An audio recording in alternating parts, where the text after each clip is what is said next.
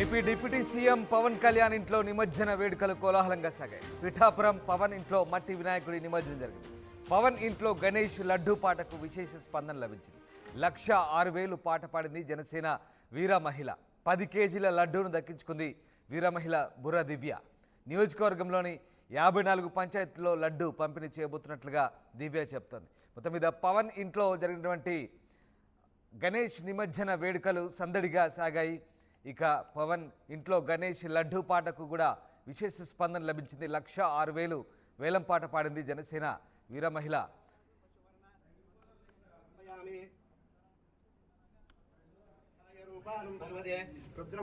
లక్ష్మీదేవతాసుర్వశువర్ణ మంత్రపుష్పం సమర్పయామి.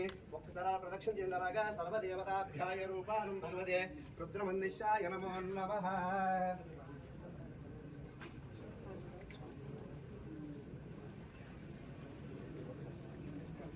నమస్కారం చేసుకుంటాం. అపరాధ సహస్రాన్ని క్రియంతే అహం విషం మయా దాశోయం మాం మత్వ క్షమస్వ. శ్రీ లక్ష్మీ గణపతి దేవత ప్రార్థన. డిప్యూటీ సీఎం పవన్ కళ్యాణ్ ఇంట్లో నిమజ్జన వేడుకలు ఘనంగా జరిగాయి. పవన్ ఇంట్లో పిఠాపురం ఇంట్లో వినాయకుడి నిమజ్జనం సాగింది. ఇక లడ్డూ పాట కూడా విశేష స్పందన లభించింది. 1,06,000 పాట పాడింది జనసేన వీర మహిళ. 10 కేజీల లడ్డూను దక్కించుకుంది బుర్రా దివ్య. నియోజకవర్గంలోని 54 పంచాయతీల్లో లడ్డూ పంపిణీ చేస్తామంటోంది దివ్య. ఈ నేపథ్యంలో పవన్ కళ్యాణ్ ఇంట్లో జరిగిన వినాయక నిమజ్జన వేడుకలకు సంబంధించి మా ప్రతినిధి ప్రకాష్ మరింత సమాచారం అందిస్తారు. వినాయక చవితి ఉత్సవాలు పూర్తవడంతో అలాగే వినాయకుని నిన్నటి వరకు కూడా జై జై వినాయక అన్న వాళ్ళందరూ కూడా బై బై వినాయక అంటూ వినాయకుని అయితే నిమగ్నం చేసే పనులు అయితే ఉన్నారు. ప్రధానంగా చూసుకుంటే ఏపీ ఉప ముఖ్యమంత్రి పవన్ కళ్యాణ్ తన సొంత నియోజకవర్గంలో అలాగే తన సొంత ఇంటిలో పర్యావరణానికి హాని లేకుండా ఒక మట్టి విగ్రహాన్ని ఏర్పాటు చేసి ఇక్కడ 9 రోజులు కూడా పూజలు నిర్వహించిన తర్వాత ఇక్కడ కూడా నిమజ్జనం చేసినటువంటి పరిస్థితి ఉంది. ప్రధానంగా చేబ్రోలులో తన సొంత నివాసంలో మట్టి విగ్రహాన్ని పూజించి అలాగే ప్రధానంగా నియోజకవర్గంలో కూడా పలువురు తన అభిమానులు అలాగే నాయకులు కార్యకర్తలు కూడా మట్టి విగ్రహాన్ని పూజించాలంటూ ప్రతి వీధిలోనూ కూడా మట్టి గణనాథుని అందరూ కూడా పూజించాలని చెప్పేసి ప్రచారం చేశారు. అలాగే పర్యావరణ పరిరక్షణకు ప్రతి ఒక్కరు కూడా పాటుపడాలని ఒక మెసేజ్ కూడా అందించినటువంటి పరిస్థితి ఉంది. ప్రస్తుతం ఏపీ ఉప ముఖ్యమంత్రి చేబ్రోల్లో తన నివాసం వద్ద ఉన్న పవన్ కళ్యాణ్ ఇంటి వద్ద కిషోర్ గారు ఉన్నారు. ఇక్కడ 9 రోజులు కూడా వినాయకుడి యొక్క పూజలు ఏ విధంగా నిర్వహించారు అనేది మాట్లాడే ప్రయత్నం చేద్దాం. సార్ చెప్పండి, మట్టి విగ్రహాన్ని ఇక్కడ పూజించడం జరిగింది పర్యావరణ హాని లేకుండా. పవన్ కళ్యాణ్ గారి ఇంట్లో ఏ విధంగా ఇక్కడ పూజలు చేశారు, అలాగే ఏ విధంగా ఇక్కడ నిమజ్జన కార్యక్రమం కూడా పూర్తయింది? చాలా అంగరంగ వైభవంగా జరిగిందండి వినాయక నిమజ్జనం అనేది. అంటే గత 2 నెలల నుంచి కూడా వినాయకుడిని ఇక్కడ సార్ ఉద్దేశం ఏంటంటే పర్యావరణాన్ని మనం పరిరక్షించుకోవాలి, అలానే మన చెరువులు ఏవైతే ఉన్నాయో అవి పాడవకుండా ఉండాలి. అంటే ఇవన్నీ కూడా చేయాలంటే ప్లాస్టర్ ఆఫ్ ప్యారిస్ని వాటికి వ్యతిరేకంగా మట్టి వినాయకుల్ని మనం పూజించాలనే కాన్సెప్ట్తో సారు ఇక్కడ ఒక మట్టి వినాయకుడిని ఇక్కడ స్థాపించడం జరిగింది. అదేవిధంగా ఈ 2 నెలల నుంచి కూడా పూజలు అలా కొనసాగిస్తూ వచ్చాం.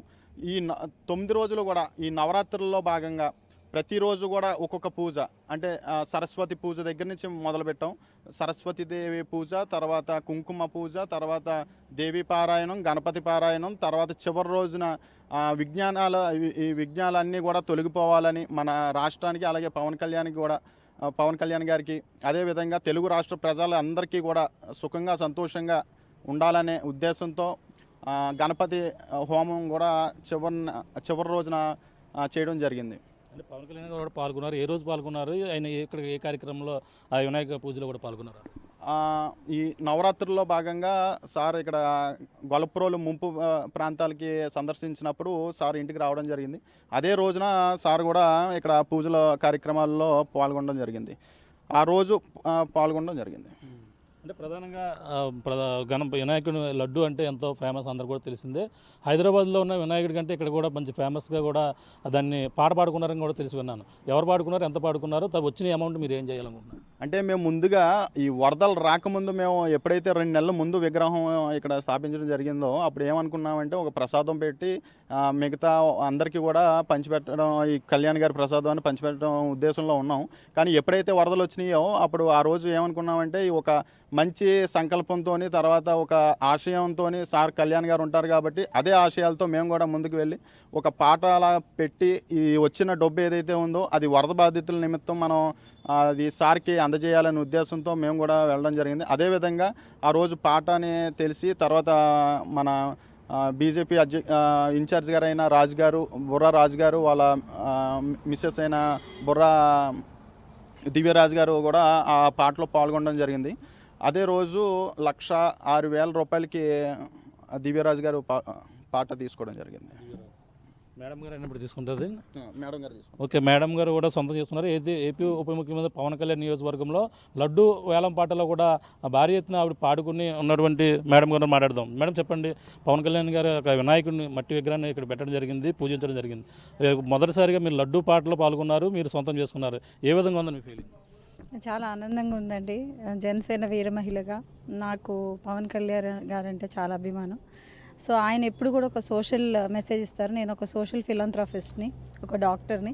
సో అదే సోషల్ మెసేజ్తో ఉంది కాబట్టి ఓకే, ఈ ప్రసాదం కూడా మా వరకే పెట్టుకోకుండా ఇక్కడ ఉన్న అన్ని గ్రామాలకు కూడా పంచాలని చెప్పేసి నేను నా పాతగాయలో కలిపి వాళ్ళందరికీ కూడా పంచిపెట్టడం జరిగింది. చాలా మంచి సందేశాన్ని కూడా ఇచ్చారు. ప్రతి ఒక్క పని కూడా మన ఇండిపెండెన్స్ డే కూడా చూసినట్లయితే ఆయన పెట్టుకున్న ఒక బ్యాడ్జ్ కూడా డిజాల్వబుల్ బ్యాడ్జ్ పెట్టుకున్నారు. సో ఈ మట్టి వినాయకుడిని కూడా స్వయాన పార్వతీదేవి కూడా మట్టి వినాయకుడే చేసింది.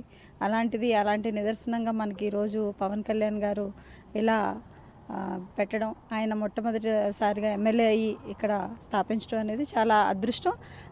ఆ పాటను మేము పాడుకోగలిగినది మేము చాలా ఆనందంగా ఉంది. ఎంత సొంతం చేసుకున్నారు? ఏ విధంగా ఉంది మొత్తం ఫీలింగ్? మేము 1,06,000 రూపాయలుకి సొంతం చేసుకున్నాం. కానీ ఇమీడియట్గా అది జనసేన పార్టీ ఫండ్కి రాసి వీళ్ళకి హ్యాండ్ ఓవర్ చేయడం జరిగింది.